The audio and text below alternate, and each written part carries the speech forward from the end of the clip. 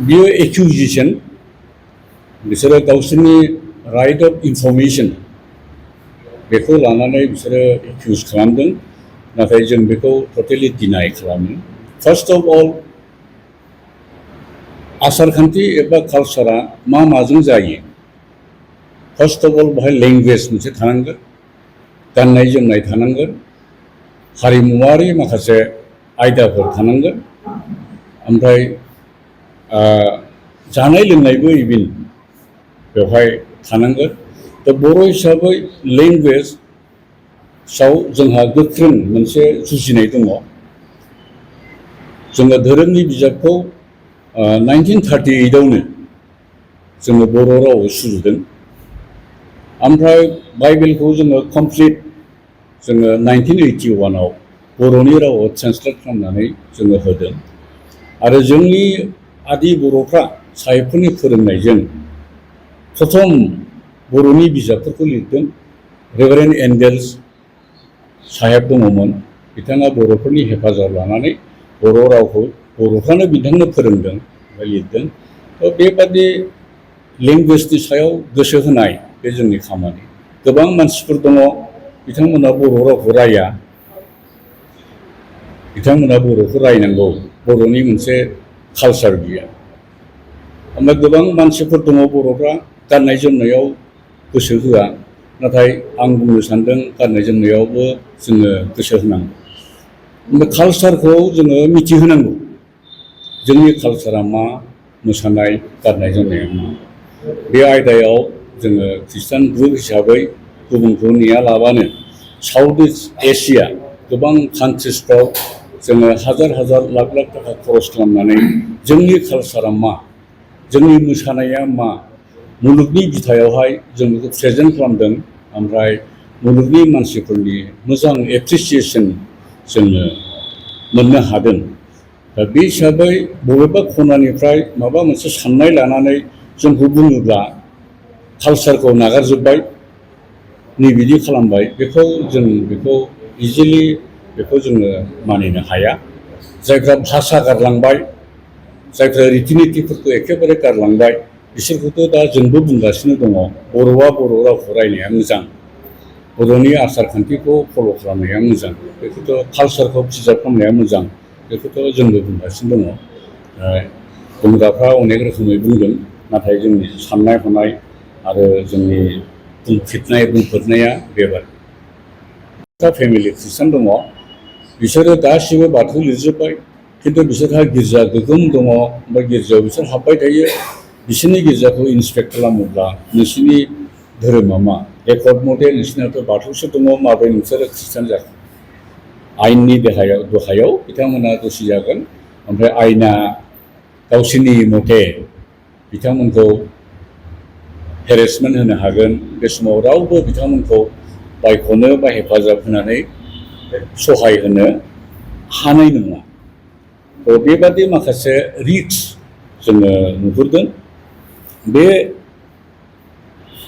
नुहुरनायफोरखौ नाहरनानै जोङो सानदों आयेनखौ दहाय खालामनानै जों आयेननि कनस्टिटिउसननि बाथ्राफोरखौ मानिनानै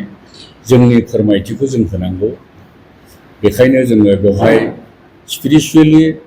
बा लिटारेलि जोङो बेखौ भायलेट खालामनो नाङा होननानै जोंनि बर' खृष्टानफ्रा बे आयदायावहाय सिद्धान्त लादों बेबो मोनसे खारन खृष्टानफ्रा बाथौ जोङो लिरनो हानाय नङा होननानै बाथौ रिलिजन एक्सेप्ट जानाया देग्लायनि बोसोर बावैसो जादों ओमफ्राय बाथौनि सिनायथिनि खोथायाबो बावैसो फैगोन नाथाय खृष्टानफ्रा बर'फ्रा 100 इयार्सनि बारा जालांबाय बिथांमोना खृष्टान धोरोमखौ संबिधानिक आधारजों लानानै खुलुमनाय सिबिनाय मोनफ्रोमबो बिथिङाव बिथांमोना जगदान होदों 100 इयार्सनि बारा जालांबाय जाथि हिसाबै मोनसेबो बिसयाव बिथांमोना उन जायाखै बेखायनो बिथांमोना बे लेगेसिखौ कन्टिनिउ खालामगोन आरो जाथि माहारिनि थाखाय मावनांगौ मोनफ्रोमबो खामानिखौ जेरै मावबोदों बेखौ मावबाय थागोन इन टार्म्स अफ लेंगुवेज गोदोनिफ्रायनो मावबोदों जोंनि लिटारेचारफ्रा बर'नि रावाव जोङो दिहुनो in terms of culture in terms of education in terms of physical बा मेडिकेल हिलिं सार्भिस जेसेबां हागौ एरै माहारियारि जौगाखांनाय खामानिफोरखौ जेरै गोदोनिफ्राय मावबोदों जोङो बेखौहाय कन्टिनिउ जोङो माने मावलांगोन आरो धोरोमनि बेलायाव जोङो जोंनि खुलुमनाय आरो सिबिनायखौ लाखिबाय थागोन होननानै जों खौसेयै फोरमायनो होननानै बे खाबुखौ जोङो दिनै लाबाय। आं एसे दाजाबदेरनो गोसो जादों रिसेन्टलि हाउस इनुमिरेसन बा बेबादिनो हयथ' फैगौ सेन्सासावबो बे नुजानो हागौ जोंहा मोनसे सिरियास कनसार्न दङ दानि सेल्फ इनुमिरेसनावहाय गुबुन गुबुन भाषाजों लोगोसे जोंनि आंगो भाषा बर' बिमानि रावा बेवहाय गैया। बे आयदाखौ लानानै जोंहाबो सिरियास मोनसे कनसार्न दं। आं हामबाय होनो साहित्य सभानिफ्राय लानानै जोंनि गोगोम गोगोम अनुष्ठानफोर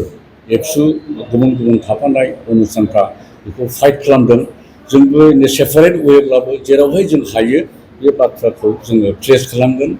government of Assam government of इन्डियाजों जोङो बेखौहाय जोंनि मथे मेम'रेन्डाम होनायजों जोङो बेखौ फोरमायगोन। जों लुबैदों बर'आ बर'जों साबसिन गावखौ सिनायथि होनो हायो। बर'नि भाषाजों जोंखौ बुङोब्ला बर'फ्रा साबसिनै बुजियो साबसिनै फोरमायनो हायो। बियो 8 सिड्युलाव इनक्लुड जानाय लेंगुवेज माब्रैबा बियो थालांखो सोरनि बेवहाय फैसार दङ जों बेखौ मिथिला। नाथाय जोंनि लुबैनाया बे इनुमिरेसनाव लेंगुवेज लिस्टआवहाय जोंनि भाषाया लिरजानांगोन। ओमफ्राय जोङो जोंनि बर' रावजों जोंनि सिनायथिखौ गभर्नमेन्टनो जोङो फोरमायनो हानांगोन। नैबे दाबिया जोंना दङ। नोंथांमोननि सिगाङावबो आङो बे खोथाखौ फोरमायबाय जाहाथे बे बाथ्राया सरकारनिसिम नोंथांमोननि दारैबो नुजाहैयो। आङो जोबनायाव आरोबाव आङो गुरैयै खावलायबावनो सानदों जोंनि बाथौ लिरनो हायै बिथांमोना अबयसे बुंदों बे उदांस्रि होदों जोंनो आं बेखौ खोब एप्रिसियेट खालामो। जायफ्रा जि धोरोम बे जबरदस्त नङा जुदि हायोब्ला बिथांमोना लिरथों होननानैसो खावलायदों। बिथांमोननि बे आपिलखौ जों बिथांमोननि मथे मानिनो हायाखै जाहाथे बेखौ बिथांमोना जेबो दुखु मोना आरो जों एसुरेन्स होयो जों मदद होनो हाथावथाव जौगाखांनायनि लामायाव जाथिखौ गेरेमसा लुखांनायनि बेलायाव जोङो मदद होनो हाफानाय गोनांथि गोनांफोरखौहाय जों जेब्लायबो फुल क'पारेसनाव खौसेयै बर' बिमानि फिसा हिसाबै जोङो मावलायगोन। बेवहाय जोंनि एसुरेन्सआ गासैबो बाथौ सिबियारि बिथांमोननि फारसे जोङो जासिनाय थाबाय। आं एसेयावनो आंनि मिथिहोनो गोनांफोरखौ आं फोजोबनाय जाबाय।